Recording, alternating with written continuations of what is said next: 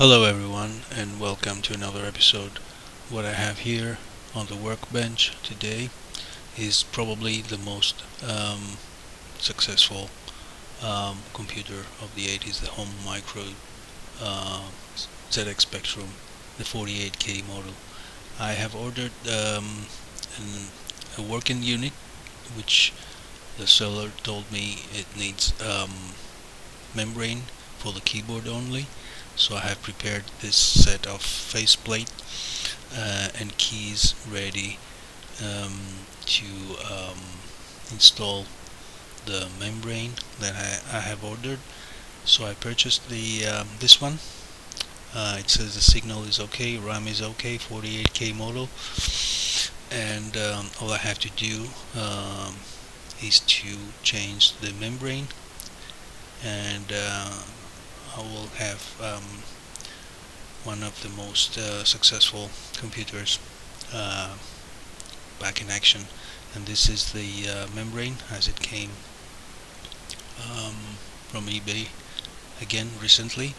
So I'm ready to install this to my faceplate that I have had already, and replace it over the new machine that I have just acquired, and probably um, it will be a successful transplant, and yeah, we shall see how this works. One of the classic problems, membrane change, and I hope that will be all. We can play some games tonight, so let's get started. One thing you have to make sure is that the plastic cover, um, the top cover, this one, which holds the membrane and the rubber part, is clean, because the remains of the glue is on the side, both sides actually. Usually that's where for the most part, the glue remains. So I did my best. I have cleaned it with gasoline, alcohol first, and some gasoline, and let it dry for a while. So it must be clean in order to the new double-sided tape uh, can have the best uh, results over there. And of course you have to make sure, maybe you should wash it like I did, not only the case which holds the membrane, the new one like this, but also the rubber part, I mean the keys part itself. So you cannot miss it. This is how I was trying to put it the other way around, and it wouldn't let me. So you can see gaps and plastic holders. You cannot miss it. You have to put it the right way. You cannot put it the other way around. So it's easy. And slide in the ribbon cables right on the top, and make it look like this firmly, and yeah, it's perfect. These membranes are new design, better material. I think it will last for years and years to come. So the rubber part, this part which holds all the keys together, which is much better than if it could be separated. Yeah, give it a good wash before you put it in, um, and yeah, keep it there firmly clean, and we are ready now to, I guess you can see the gaps and holes that let you put it the right way and hold it together. It's easy, but you have to make sure it's placed correctly. And then we have to prepare the faceplate, which holds the whole construction together. And we have to, you can remove the remains of the old glue from the old double-sided tape that used to be there from the factory, but I didn't, because it's still strong. And I'm gonna put new double-sided tape onto that, so it doesn't matter, makes it even stronger. uh, you, you don't have to care to remove it, the remains at all. So let me just put the new double-sided tape. Don't do this um, in the keys, uh, in between the keys, because this is something that wouldn't help. On the contrary, it would make the keys stuck, and you only have to do it where it was. So you place the double-sided tape where the old one used to be, right? So let me put some tape on. But before we do this, let me check that everything works fine with the new machine. This is the first time I powered it up, and the guy was right, I guess. It powers up, signal is coming up, but no keys are working, none of them, I believe. So I hope it's only the membrane, and what else could it be? So yeah, I'm happy with the machine that actually works, and fitting in the new membrane onto my other faceplate will solve the problem. I hope that's gonna be an easy fix, and I'm happy because that was my first computer, and I'm very excited.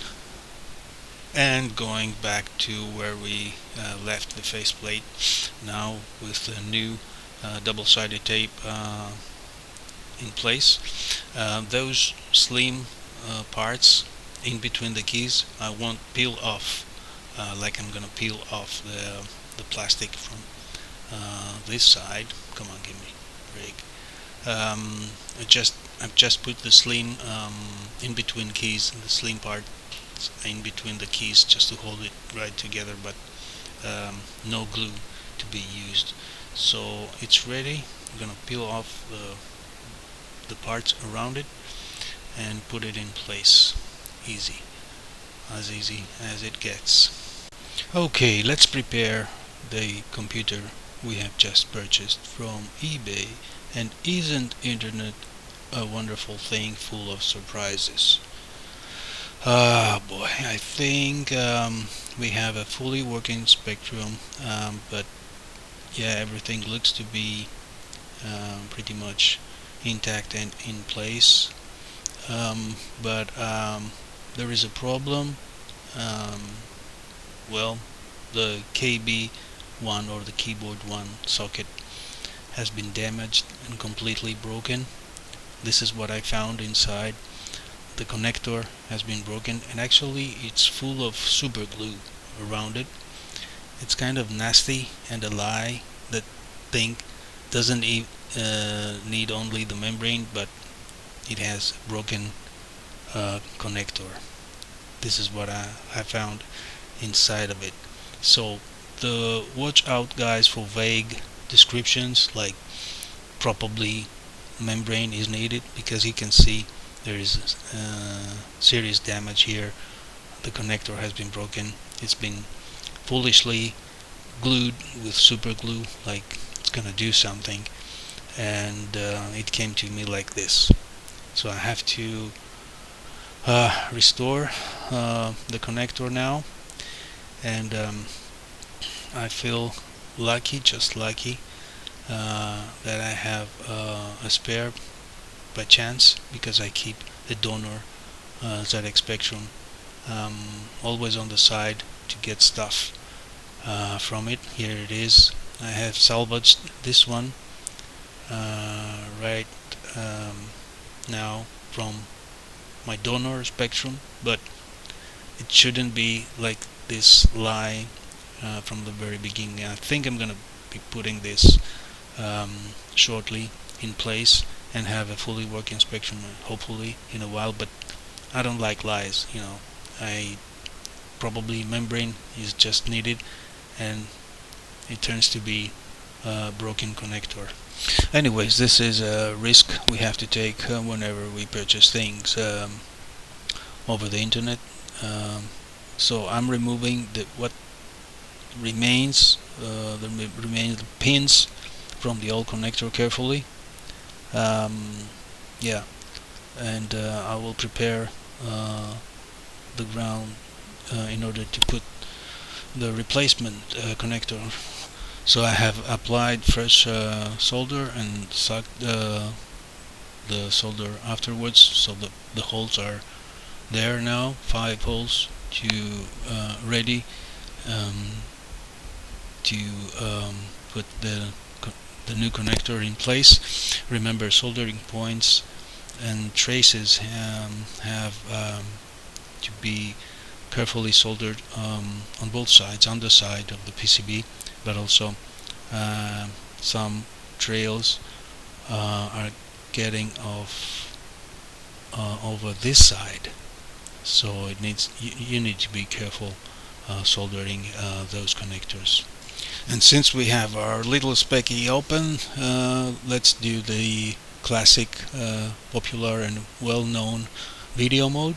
So I'm placing the RCA where the signal comes into the modulator, getting it out of the case using an RCA jack, and the shield, the ground, will be grounded. I like to not to solder the ground, but to clip it in between the top cover of the RF modulator to get the shield, the ground that I need. As you can see, the connector is already in place. So yeah, I'm gonna clip the ground, and we can go on with testing, final test, and place the keyboard. Finally, the new membrane, and test it properly. So we're ready to connect the modification for the video, the composite out to our TV, and I think it looks just great. You can see a perfect signal coming up. Yeah, that was the intention in the first place, and now I have to switch it and check it over my monochrome display that I always do that to see the difference.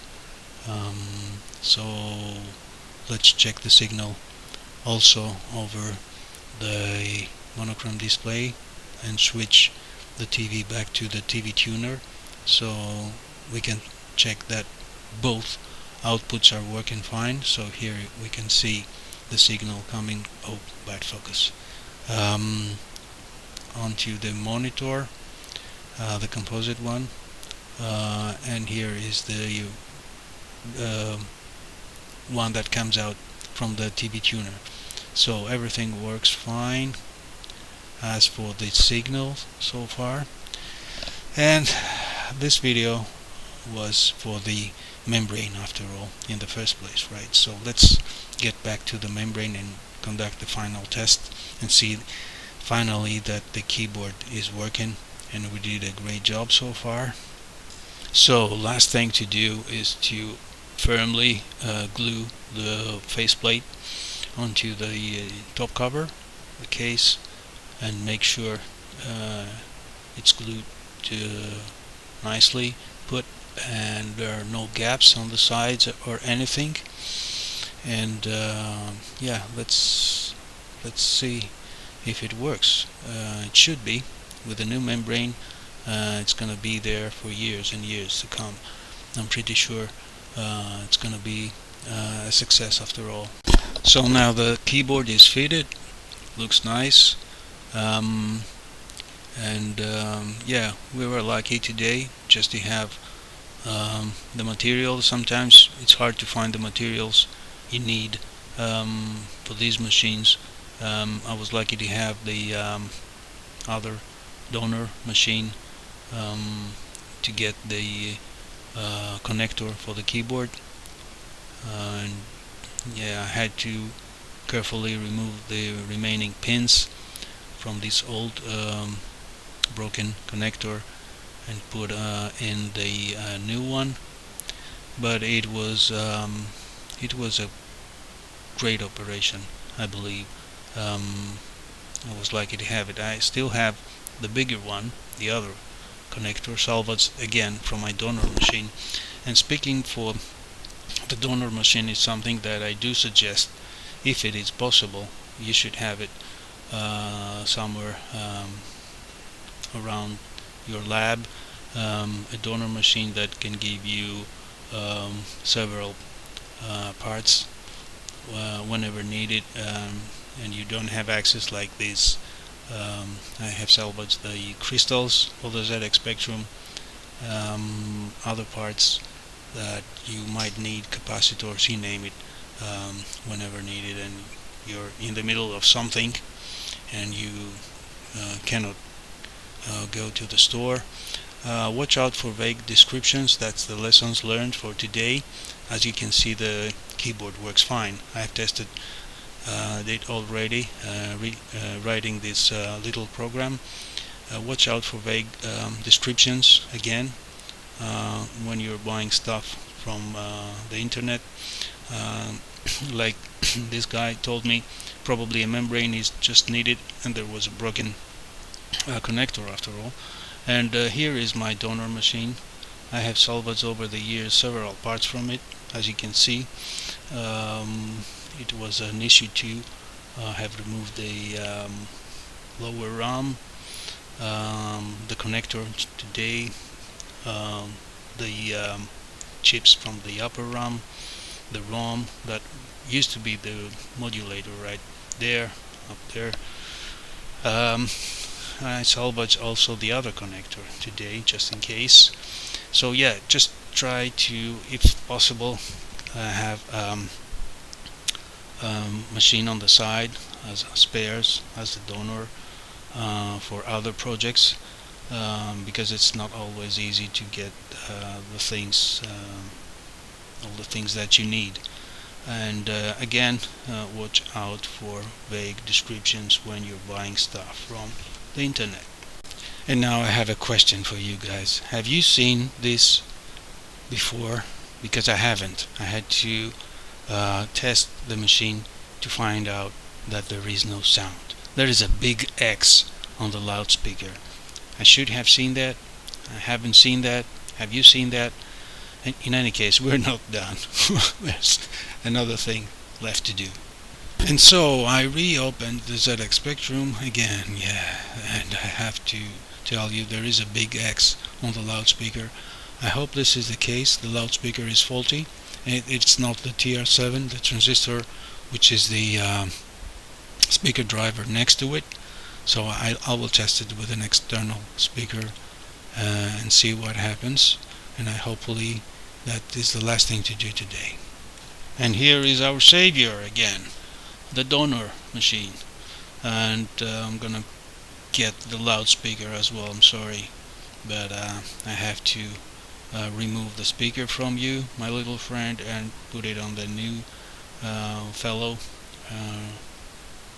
on the right. And yeah, hopefully this works. It's tricky. I'm gonna salvage the loudspeaker, cut it off and solder it onto the other machine. Yeah, it's tricky because it could be the transistor. That would be even worse. So hopefully the last step, the faulty loudspeaker has been removed. This one with a big X, I should have seen that, but anyways, has been removed. The donor gave us the loudspeaker. The new one is in place, and now we are ready to conduct the final test and hopefully call it a wrap for today. So beep, a sound for 10 seconds and see that it's actually working, and it does. And yeah, that's all you have to do. I think it's one parameter is 10 seconds and the other parameter is the pitch. And another trick that you can do is to poke this line 23609 comma 2, a value up to 255, which makes distinctive sound on any key pressed. So I'm pressing keys, checking the keyboard and listening to the sound of the beep on every key pressed. So we're good. I can call it a wrap. Thanks for watching, guys. I'll be catching you with another video soon. Very glad I saved this Spectrum for today, as it is used to be my first computer ever, and I have this has this sentimental value for me. Keep a donor on the side if possible, and yeah, I'll be catching you soon with another video.